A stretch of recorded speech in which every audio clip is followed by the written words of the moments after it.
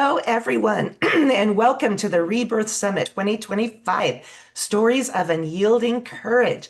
I'm Janine Emily Smith, co host of the national TV show Rockstar Diaries Healing Out Loud, and host of the Rise and Roar with the Badass Lioness podcast. I am your transformational speaker and story to stage coach. I help women rise, revive, thrive by transforming their stories into superpowers and their purpose into legacy level impact, influence, and income. I'm honored to be selected as an interview for this international summit featuring over 100 inspiring stories of transformation and rebirth. Today, I have the pleasure of interviewing Autumn Star Canterbury. She is a survivor and storyteller at heart.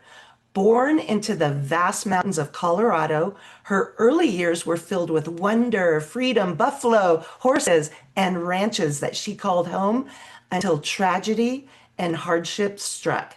After losing her mother to a horse accident, Autumn endured years of abuse, neglect, displacement, malnutrition, and trauma. Horses became her school, her refuge, and her silent teachers.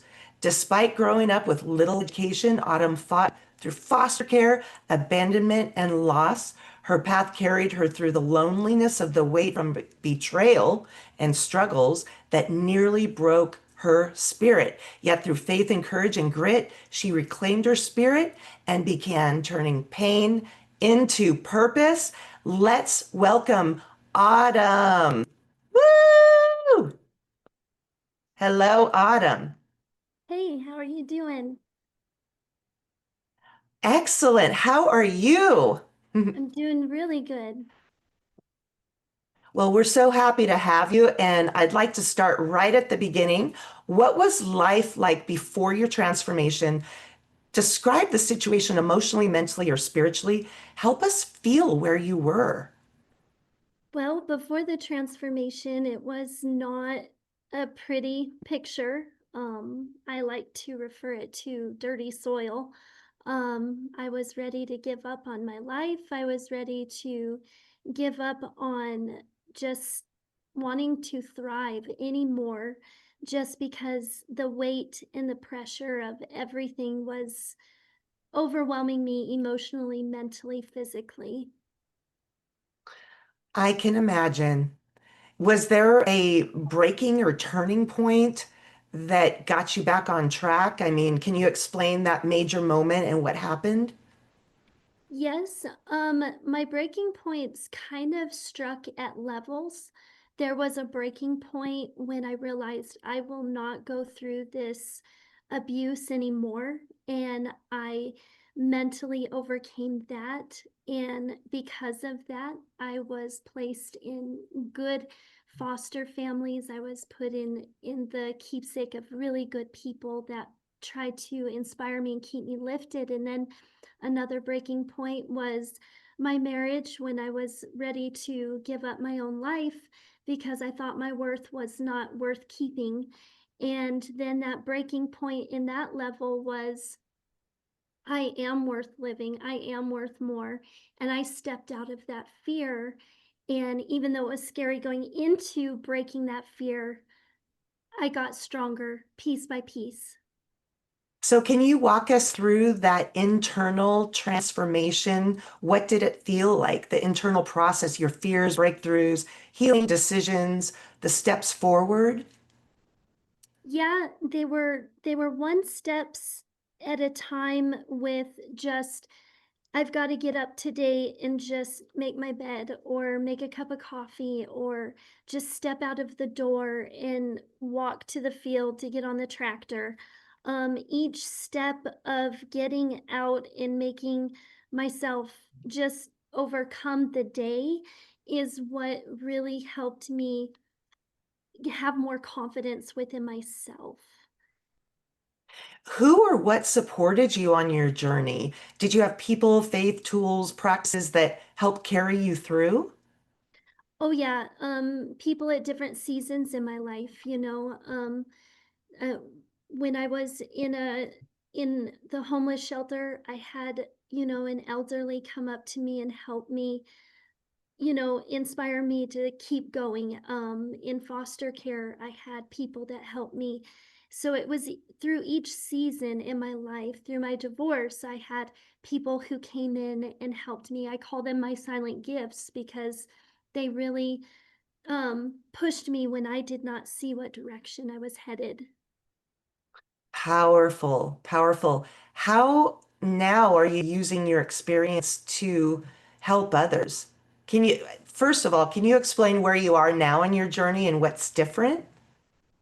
So right now, I'm doing a 180 in my life. I was a country girl. I was a farmer. I lived out in the mountains, thousands of acres, and it was like the little house on the prairie. But my marriage and my life was trapping me, and I was suffocating inside. And so what I had to do is I had to learn in the steps of farming and ranching, learning, okay, well, how does the seed grow? Well, if the seed can grow through hard soil, so can I. And so right now, I am taking my experiences from my past and turning them into life lessons. I call them the seed education. And then of course the horses is another education of relationships. But um to put it all together where it makes sense, I use those and help others overcome their adversity through understanding the way of nature, life, farming, ranching, and help them overcome. Horses are so powerful. I love them. Do you have, so, I mean, you've talked about those ways that you're helping through your experience with others. If there was somebody in pain right now or maybe stuck, do you have golden nuggets, some words of wisdom for that person?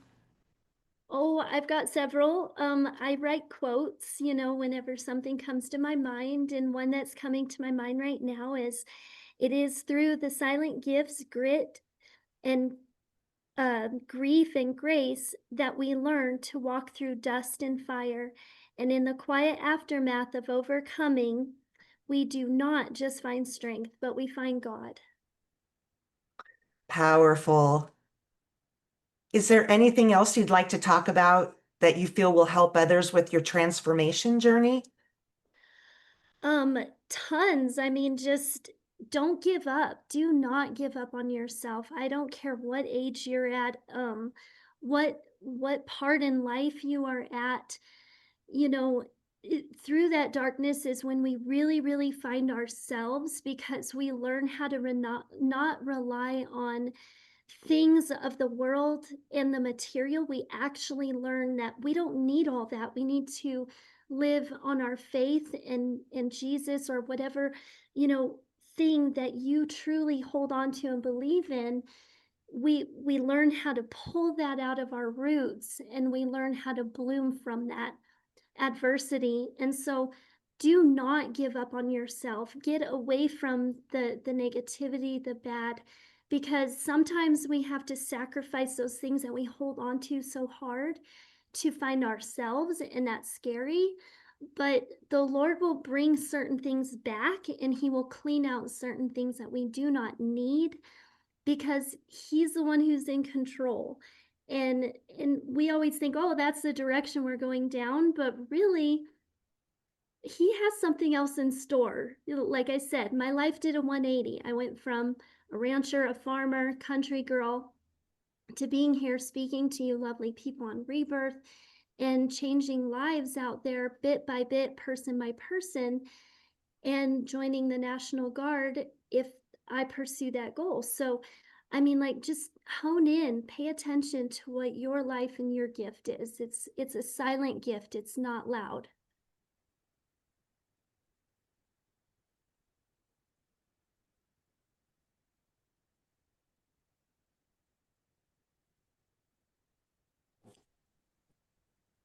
Your sound is out, Janine.